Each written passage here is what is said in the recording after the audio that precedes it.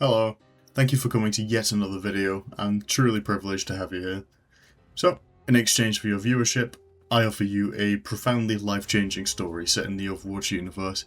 My favourite of all the short stories and the comics. This is Stone by Stone by Christie Golden. Unlike a lot of other Overwatch stories, the beauty in this one stands alone. Even if it didn't have two beloved in-game characters, this would still be an inspirational and heartwarming story that challenges the way in which you view damage, and depending on your interpretation, yourself. The protagonist of this story is Symmetra, who is also one of my favourite characters in all of Overwatch. Growing weary of her involvement with the Vishkar Corporation and their ongoing gentrification of anywhere they're allowed to build, they send an already disgruntled Satya to go find a way to make peace with the people of Suravasa after an earthquake that was triggered by Vishkar broke into a Shambhali temple and fractured a statue of Aurora. I will admit there's some not so subtle writing about Symmetra being on the autistic spectrum, as she mentions struggling to understand phrases, as she takes everything to be quite literal, which is a trait that she shares with Zenyatta, who's also in the story. In Zenyatta's point of view, kind of understandable, he is a robot.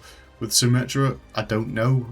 I mean, personally speaking, I have had some phrases I don't understand, but I also understand that the context in which they're saying these things doesn't make any sense. Like they mentioned in the story, you've got cat got your tongue. I would not be taking that literal.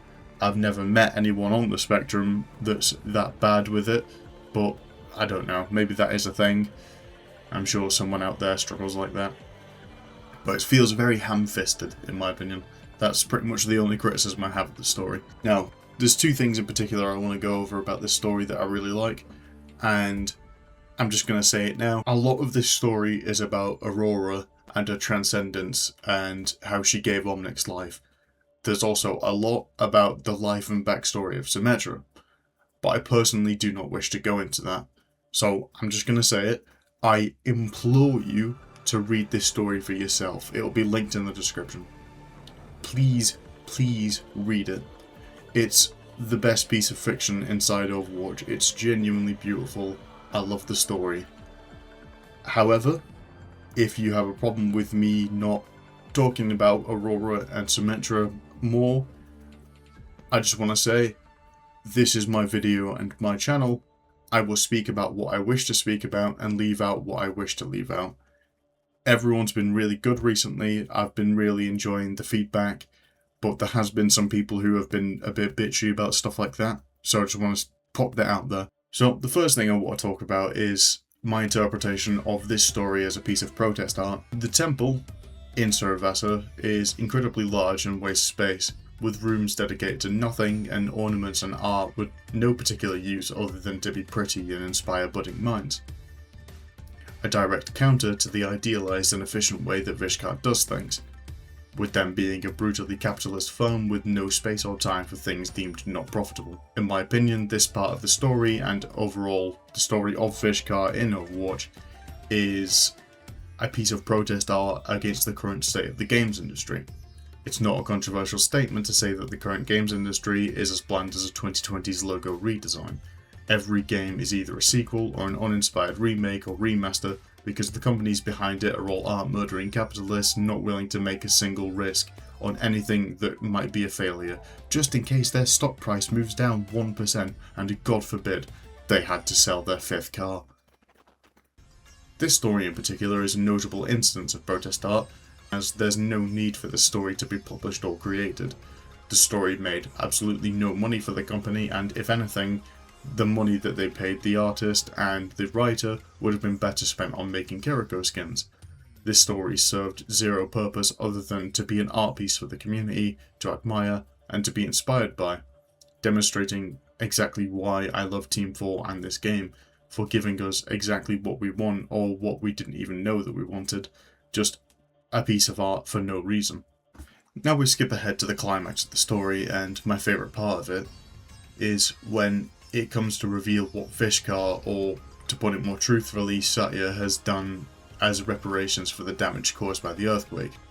She knows that Vishkar cannot just throw money at this problem, as money has very little meaning to a village as enlightened as Suravasa, so Satya chose to use a hard light architecture to fix the statue of Aurora, filling in the cracks with a golden light. which is entirely based off the Japanese art of kintsugi, which was referenced a few pages ago by Zenya. Prior to reading this story, I had no idea what kintsugi was, and now, to this day, the art form holds a firm place in my heart and mind, even going as far as to referencing it in my college work. For those unaware, kintsugi is an art form in which broken objects, usually pottery or ceramics, or in this case a statue, are fixed using a golden adhesive to emphasize rather than hide the history of an object. This art form is incredibly notable because we live in a current zeitgeist that is absolutely obsessed with hiding history or hiding imperfections, where so many things are brushed under the rug and attempted to be hidden, when in all actuality there is subtle beauty in failure, history, and imperfections. Paying for a new Aurora statue is an empty gesture from Vishkar, since money is no object to them and is clearly meant as a distraction from the earthquake that they themselves triggered, or as a bribe to buy favour. And the unveiling of Satya's Kintsugi Aurora means the exact opposite. It demonstrates a deeper understanding with the locals' beliefs and an acknowledgement of the harm and damage they've caused. As it remains, Stone by Stone will always have a special place in my heart, as the story introduced me to Kintsugi, and in the same way it resonated with Symmetra, it resonated with me. As both me and this character are autistic, we've spent our entire lives hiding the condition and sat in the shame of having to have it, a large, notable imperfection on ourselves.